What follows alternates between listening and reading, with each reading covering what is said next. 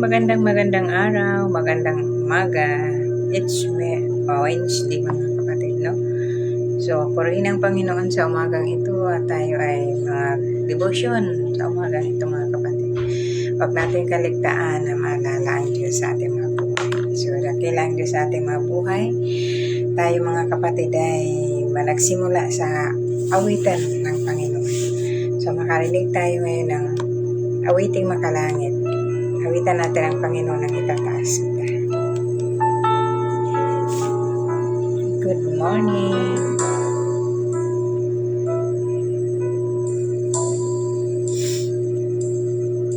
Habang may hininga, sa iyo ako ay sasamba. Habang mayroong lakas, papurihin kita. Panginoong Jesus, minamahal kita. Tunay na Diyos, pag-ibig mo'y kahanga-hanga. Habang may hininga, sa'yo ako ay sasamba. Habang mayroong lakas, pupurihin kita. Panginoong Jesus, minamahal kita. Tunay na Diyos, pag-ibig mo'y kahanga-hanga. Itataas kita. Itataas kita. Sa buhay ko, sa puso ko, itataas kita. Itataas kita. Itataas kita. Sa buhay ko, sa puso ko, itataas kita.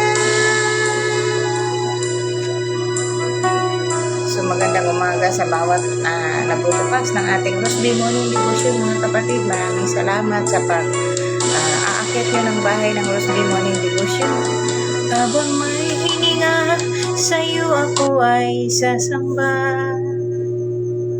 Wala tayong may mga guys. Mukhang nawala tayo ng wifi. Habang mayroong lakas, pupurihin kita. Panginoong Jesus, minamahal kita. Tunay na Diyos, pag-ibig mo'y kahanga-hanga.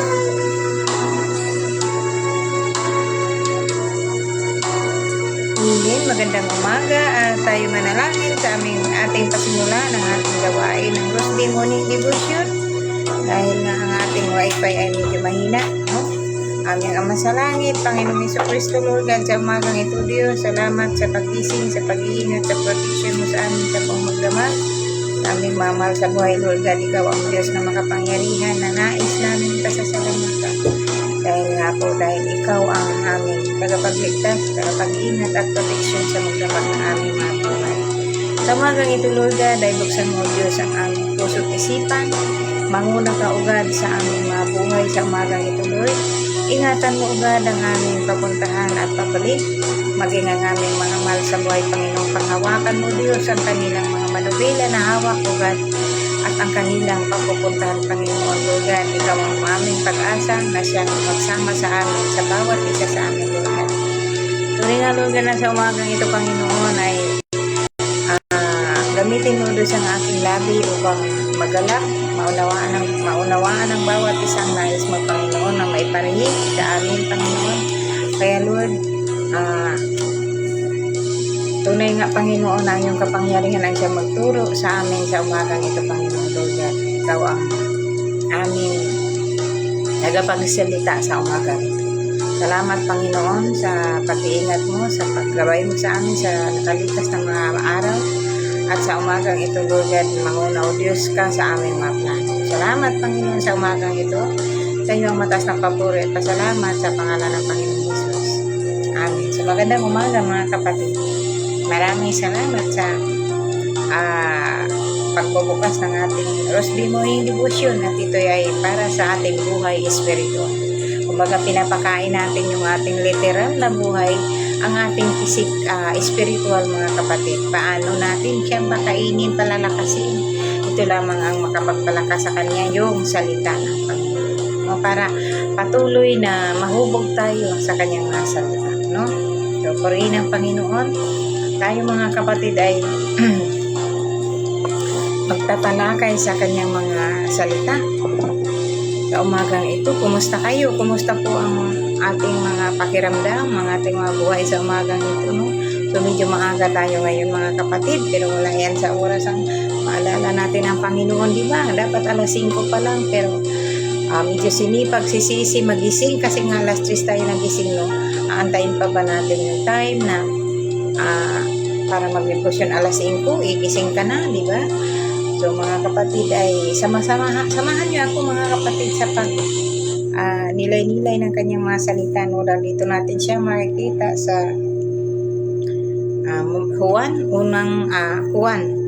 Juan mga kapatid 3:31 hanggang 36, no?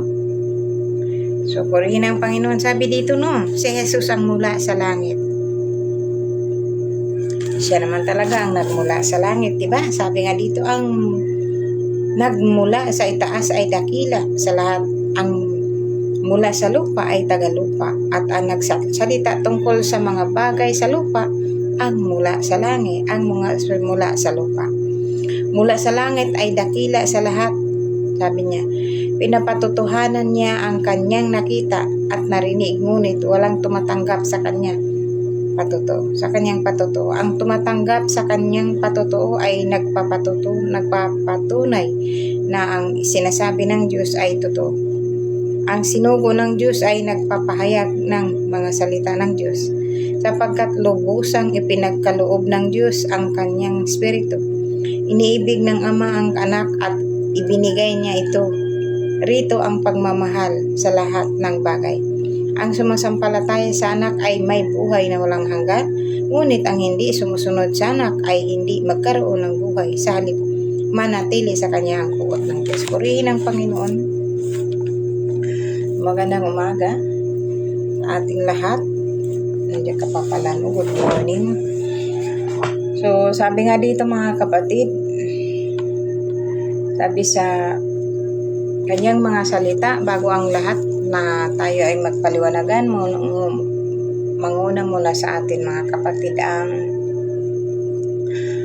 panalangin. Hingi tayo sa Panginoon ng karunungan na nagmumula sa Kanya. Sabi nga, no? So manalangin muna tayo mga kapatid. Aming Ama sa langit, Panginoon Jesucristo, salamat Lord sa umagang ito, sa pagbigay mo ng salitang ito, O God. Tunay nga Panginoon na manguna ka o Diyos sa aming kalagitnaan, at manguna ka o Diyos sa aking labi upang maipahayag ko ito Panginoon ayon sa iyong kalooban. Kaya Panginoon, na ang tanging hiling ko Lord God, na ang iyong kapangyarihan ang siya naming kasama sa umagang ito. Patawarin mo ako Panginoon, kami sa aming mga pagkukulang, pagkakasala, karumihan na nakikita mo sa aming buhay. Kaya O God, sa umagang ito, tinataas kita, pinupuri kita sa pangalan ng Panginoong Hesus. Amen. So magandang umaga mga kapatid, no? Sabi nga dito, no? Sabi sa kanyang mga salita, ang mula sa itaas ay dakila. So pamamagatan ko ito mga kapatid, na si Jesus ang mula sa langit. Siya nga ba naman, di ba? Sabi nga niya, ang mula sa itaas ay dakila sa lahat, ang mula sa lupa ay tagalupa, at nagsasalita tungkol sa mga bagay sa lupa. ang mula sa langit ay dakila sa lahat. O, purihin ang Panginoon mga kapatid. Maliwanag naman at Tagalog ang ating ano. So, yung nagmula sa langit, ang siyang dakila mga kapatid. At ang nagmula sa lupa, ay siyang tagalupa lamang. Ginano, di ba? Sabi nga, dakila ang lahat ang mula sa ang mula sa itaas ay dakila sa lahat, ang mula sa lupa ay tagalupa. So nagsasalita nagsasalita tungkol sa mga bagay sa lupa. So ang tagalupa daw ay ang mga sinasalita lamang niya ay ang patungkol sa mga pangyayari sa lupa. Kasi tagalupa siya. Now, ibig sabihin dito taga-mundo tayo. So nananampalataya lang tayo sa mga nakikita natin dito sa lupa. Diba? Yung taong yun ay ang pinaniniwalaan ay patungkol lamang dito sa lupa. So sabi nga dito, bagamat ang nagsasabi ng mula sa langit ay dakila sa lahat. Diba? Kung sino ba yung nagmula sa langit, siya ang dakila mga kapatid. Praise the Lord, no? Dahil siya ang makapangyarihan. Siya yung hari ng lahat. Kaya nga, sabi dito, kaya dapat siya dadakilain. Sabi sa 32, pinapatotohanan niya ang kanyang nakita at narinig, ngunit walang tumatanggap sa kanyang patutuo. So, yung mga nagmumula sa lupa, talagang pinatotohanan lang niya sa mga tao ang mga nakikita niya, ang mga gawa dito sa lupa. Bagamat ang Diyos ay pinatutuo sa atin ang patungkol, pinapaunawa sa atin lahat. Hindi lang sa akin, kundi hindi sa ating lahat ng patungkol sa langit na pangunawa. Pinapatutuo niya sa atin. Sabi niya dito, ipinatutuuhanan niya ang kanyang nakita at narinig, ngunit walang tumatanggap sa kanyang patutuo. Kagaya nito mga kapatid na pinapangyusap nga niya sa atin na unawain niya ito. Tanggapin niyo itong aking salita dahil ito yung totoo. Pero karamihan sa atin ay hindi naniniwala, no? Pili lang, ngunit alam ng Diyos kung sino yun. Diba, mga kapatid? Kasi, pinatotohanan na nga niya sa ating lahat na ito dapat ang ating sundin, ito ang dapat nating pananampalatayaan, no? Kaya nga sabi dito, mga kapatid, no? Bago tayo tapusin yung topic na yun, ay patotohanan muna natin, no? Sabi sa Hebreo 11, ang pananampalataya ay katiyakan at ang mangyayari, ang ating mga inaasahan at paninindigan tungkol sa mga bagay na hindi nakikita. So, ibig sabihin yung ipinapakita sa atin mga kapatid ng ating Panginoon ay yung ipinapaunawa sa atin ng ating Panginoon na ating pananiwalaan ay hindi yun nakikita. Bagkus nararamdaman mga kapatid. Bagkus nararamdaman natin kasi ikaw mismo sa sarili mo, ramdam mo yun na totoo ang sinasabi ng Diyos. Kasi nararanasan ko yun. Nararamdaman ko yun. Bagamat hindi siya nakikita. Kasi nga tagalangit siya. Ang mga nakikita ay dito lamang sa lupa. Mga bagay na yung pinapaniwalaan mo, dito lang yan. Hindi natin maririnig. Hindi natin maririnig natin bagamat hindi natin madadala. Diba mga kapatid? Pero ang salitang itinanim sa iyo ng Diyos, kagaya nitong ating dapat paniniwalaan natin na ang kanyang mga salita hindi man ito nakikita pero mayroong buhay na ibibigay sa atin. Mayroong kapag ka naniniwala tayo, may buhay tayong hinanda para sa langit mga kapatid. Kaya nga sabi dito sa kanyang mga salita, no, ang sabi sa Hebreo 11:1, ang pananampalataya ay katiyakan. So paano tayo natitiyak, no? Kaya nga mananampalataya tayo mga kapatid. Manampalataya tayo dahil tiyak na mayroong tayong katagumpayan sa pananampalataya. Sabi nga dito, ang pananampalataya ay katiyakan at mangyayari ang ating mga inaasahan sa panindigan tungkol sa mga bagay na hindi nakikita. O mangyayari daw yan mga kapatid, ang mga bagay na hindi nakikita na ating pinaniniwalaan. So sabi mo sa sarili mo, katuwang mo ang Diyos na alam kong mangyayari yun. Alam kong may puwang naman sana ako sa bahagi ng Diyos sa langit. So kung pinapangarap mo yun o ginagawa mo yun, maaari tayo magkakaroon. Diba sa ating pinaniniwalaan, dahil nga naniwala tayo sa mga bagay na hindi nakikita, sa mga parating o katiyakan ng ating buhay mga kapatid. Sabi nga, dagdagan natin sa Hebrews 6:11-6, sabi nga dito, hindi maaaring kalugdan ng Diyos ang walang pananampalataya. Hindi maaaring kalugdan ng Diyos ang walang pananampalataya sa Kanya, sapagkat ang sino mang lumalapit sa Diyos ay dapat sumampalataya na may Diyos at siya ay nagbibigay ng gantimpala sa mga humahanap sa Kanya. Mga kapatid, sino man ang naghahanap sa Kanya ay bibigyan ng Diyos ng gantimpala. Sana sa kabila ng ating mga kabisihan, hinanap pa rin natin kung ano ang katotohanan patungo sa Diyos, no? Dahil sabi sa Kanyang mga salita, ang pangako Niya, kung sino ang naghahanap sa Kanya ay mabibigyan ng gantimpala. Purihin ang Panginoon. Sabi nga dito, balik tayo sa 33 ng Juan 3. Sabi sa 33, ang tumatanggap sa Kanyang patutuo ay nagpapatunay na ang sinasabi ng Diyos ay totoo. Mga kapatid, ang tumatanggap sa Kanyang patutuo ay nagpapatunay na ang sinasabi ng Diyos ay totoo. So mga kapatid, sinong tumatanggap ng Kanyang patutuo? Totoo yan mga kapatid. Hindi matagang napakabuti ng Diyos, no? Kung sino yung tumatanggap o pinagmamalaki, pinatutuo natin ang Kanyang ginawa sa buhay natin dahil ito ay totoo. Siya ay nagpapatunay na ang Diyos ay totoo. Purihin ang Panginoon. Sabi sa 34, ang sinugo ng Diyos ay nagpapahayag ng mga salita ng Diyos, sapagkat lubusang ipinagkaloob ng Diyos ang Kanyang Espiritu. So purihin ang Panginoon mga kapatid. Kung sino man yung sinugo ng Diyos, siya ay sinugo ng Diyos mga kapatid. Sabi dito sa 34, ang sinugo ng Diyos ay nagpapahayag ng mga salita ng Diyos, sapagkat lubusang ipinagkaloob ng Diyos ang Kanyang Espiritu.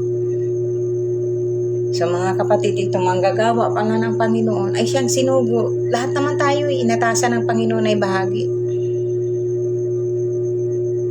Depende lang sa tao mga kapatid kung paano tayo ipagmalaki ang Diyos na ipagpatotoo sa buong madla. Kahit na wala tayong kapangyarihan, dahil naniwala tayo na ang Diyos ay magsalita sa atin. Dahil nga, kung sa atin lang ito, tayong kakayahan mga kapatid. Sa Diyos lahat to. Diba? Kung naniniwala ka na makapangyarihan ka sa sarili mo, di ikaw na. No?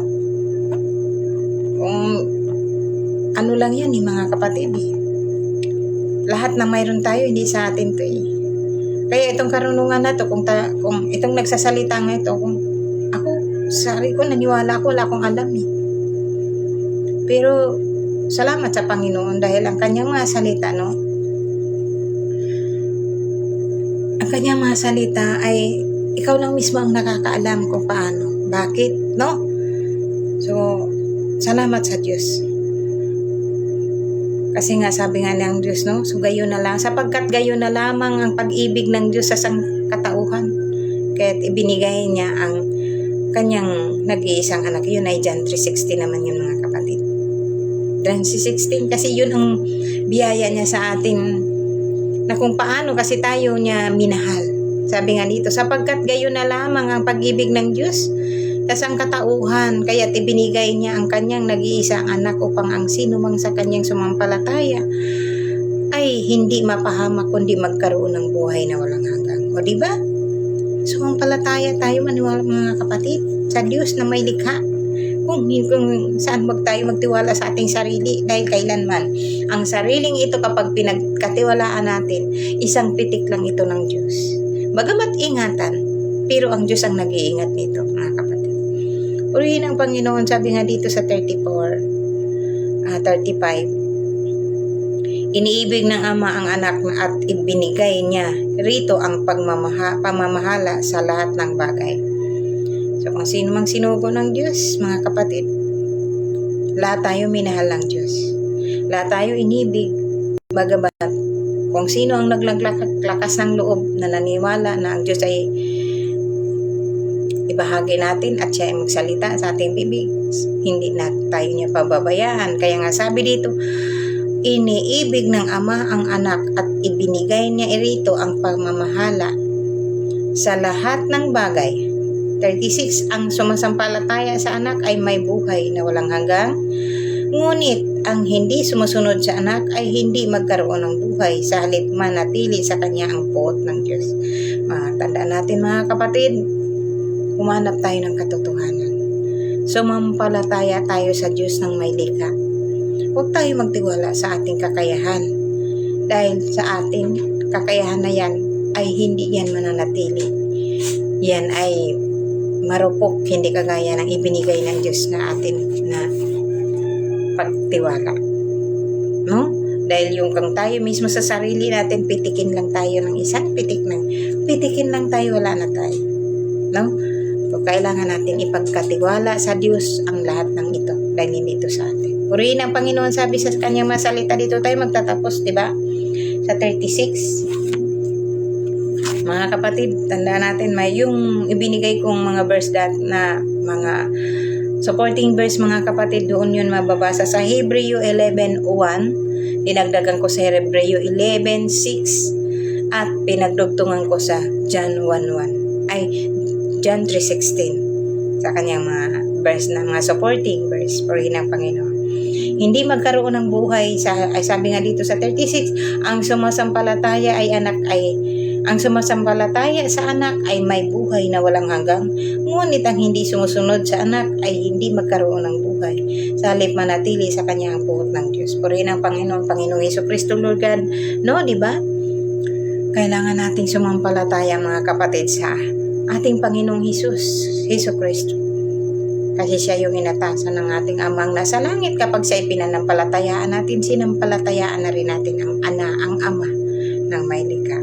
So, iisa ang ating pinanampalatayaan, mga kapatid. Hindi pwede nahiwalay. Kung sino talaga yung ating sinusunod, siyang sinusunod din natin ang kanyang Ama na nasa langit, na nagbigay sa atin ng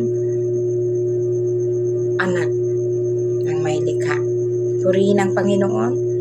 Nawa, mga kapatid, magnilay-nilay tayo sa ating mga buhay, no, na kailangan natin ang salita ng Diyos. Kailangan natin ang Diyos sa ating buhay. Dahil sabi kanyang masalita sa Juan 1:1, sabi nga dyan, 1:1, mga kapatid, ang salita at ang Diyos, sabi sa Juan. Dito lang tayo, mga kapatid, di ba?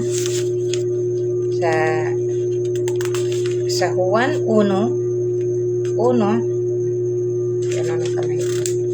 sabi sa Juan 1:1, ang salita ng buhay, sabi nga sa Juan 1:1, nang pasimula ay naroon na ang salita ay kasama na ng Diyos, at ang salita ay Diyos. Sana maanuhan yung mga kapatid, no? Kapag naniwala tayo sa kanyang mga salita, ang pinanawalaan natin ay ang Diyos. Kasi sabi sa kanyang mga salita, nang pasimula ay naroon na ang salita, at ang salita ay kasama na ng Diyos, at ang salita ay Diyos. Purihin ang Panginoon. Magandang umaga, at tayo ay dito na magtatapos sa kanyang mga salita sa unang Juan 1:1. Purihin ang Panginoon, dakilang Diyos sa ating mga buhay sa umagang ito.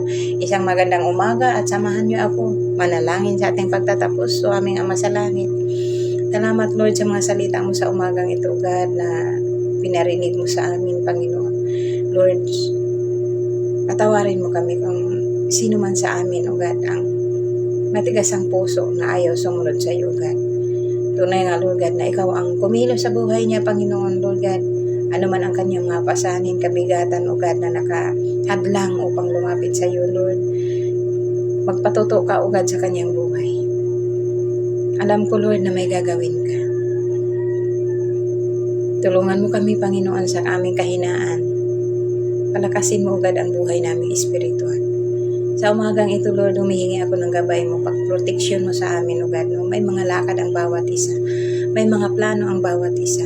Panginoon, manguna ka, O God, sa aming mga mahal sa buhay, sa aming mga plano, sa kanilang mga plano, Panginoon. Lord, hipuin mo, God, ang puso't isipan ng bawat isa. Nahoy, hanapin ang katotohanan patungo sa iyo. Salamat, Lord, sa umagang ito, God. Pinaumpaya namin sa inyo, Panginoon, ang lahat ng mga kabigatan, pasanin, pagsubok sa lahat ng mga kapwa kong mga kapatid ko, Panginoon. Abutin mo sila sa kanilang mga buhay, O God, sa kaguluhan, sa gira, Panginoon, sa Iraq, Panginoon, Lord God.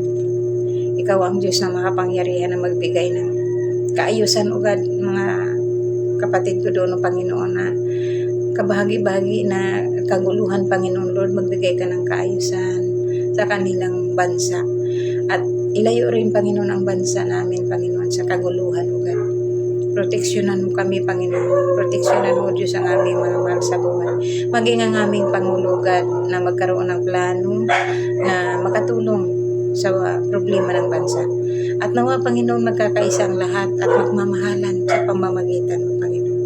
Lord God, ikaw lang ang aming pag-asa. Hawakan kaming lahat, Panginoon, sa lahat ng gawa ng kaaway, in Jesus' name. Walang makakalapit sa amin sa pangalan ni Jesus. Lord God, kami tinataas ka namin sa aming buhay. Sa pangalan ni Jesus. Amen. Mga kapatid, ito tayo magtatapos. Ako nga pala si Sister Roslyn Sarino Villegas, Tubong, Surigao. So, maraming salamat sa mga umaakyat ng aking bahay ng Rose Day Morning Devotion. So, mayroon din akong profile, mga kapatid, sa Roslyn Sarino Villegas. Nawa ay salamat sa inyo sa suporta ninyo. Magandang umaga at magkita-kita ulit tayo ng Friday. So, mahina ang ating need. God bless everyone. To God be all the glory.